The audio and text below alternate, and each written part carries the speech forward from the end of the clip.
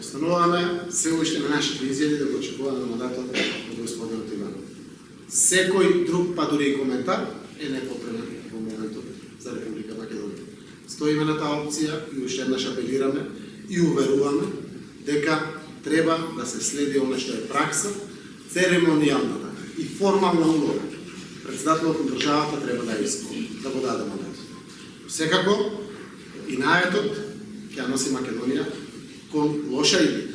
И ние имаме исто така обврска сите да водиме грижа за добрата иднина на Република Македонија. Јас очекувам до крајот ова недела собранието да има седница. Сето друго ќе значи банализирање и барање изговори од страна на ВМРО до ДНК. Токму преку господинот Трајко Велјановски, кој што е председавач на седницата која што е започната и треба да заврши. Отворено разговараме и за можните ризици кои би биле последица доколку некој се обидува одредени национални теми или прашања во оваа држава да ги решава со сила наместо со аргументи, без разлика дали се работи за меѓуетнички теми или без разлика дали се работи за меѓусоседски прашања и текови. Затоа сакам да истакнам дека ВМРО уште еднаш ја искористи оваа прилика и средба аргументирано да им предложи на нашите партнери од Европската Унија дека има две реални и можни излезни решенија од оваа ситуација.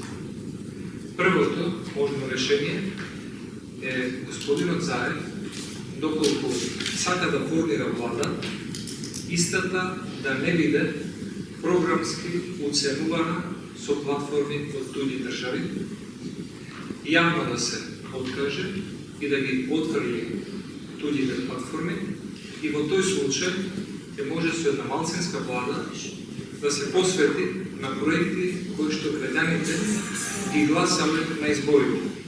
И ако се да се изгуби изборите, сепак дел од граѓаните гласале за тие проекти. И второто можно решение е организирање на заеднички парламентарни и локални избори, кои што би се случиле во следните неколку месеци. Може да не почекате да стигне 5 минути се Не дуето диалогу. Сигурно е дека мора да водиме диалог и да бараме решенија, затоа што не треба да ја донесеме ситуацијата до ниво да ги разочараме нашите пријатели, во овој случај Европската Унија. Тоа не би било добро ниту за една политичка сила, а ниту за нашата земја. Мора да собереме позитивна енергија и да ја насочиме во функција на решавање на кризата, а не на предрасудите и оптоварувањата кои се голем ризик за можни судири помеѓу етничките заедници или меѓу представници на иста заедница. Кризата треба да се реши со политички методи и да не прерасне од политичка во меѓуетничка криза. Сите треба да бидат внимателни и да инвестираат во правец на конституирање на институциите и на нивно функционирање.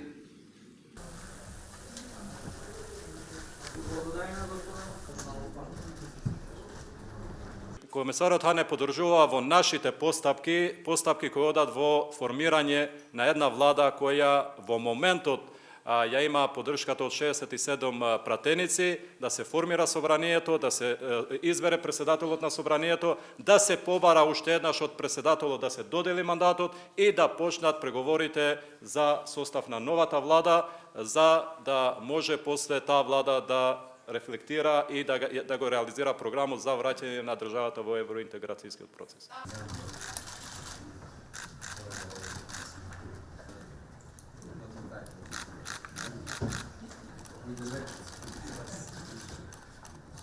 Председателот може да има лични ставови, не знам, не само еден, стотици. Господинот Иванов, ама како председател на државата, во овој момент што се однесува на мандатот, тој нема право на личен став, него е должен да го дава мандатот на тој што ќе обезбеди мнозинство. А тоа мнозинство е 61 пратеник минимум. Во врска со ова прашање, тој нема право на личен став, него има должност да го дава мандатот. Јас го повторувам секој пат ова. А од друга страна, мислам дека треба да заврши конституивната седница, да се избира председател на собранието, уште еднаш да се информира председателот на државата дека има мнозинство, за тоа доказ ќе биде и самиот факт што е избран председателот на собранието, и може да се чека 10 дена само за да дава позитивно мислење. Тој нема право да не го дава мандатот. Со устав зборува. И после 10 дена слободно може да се гласа владата. Ако некој има нешто против тоа, се обраќа до Уставниот суд и Уставниот суд нека реша.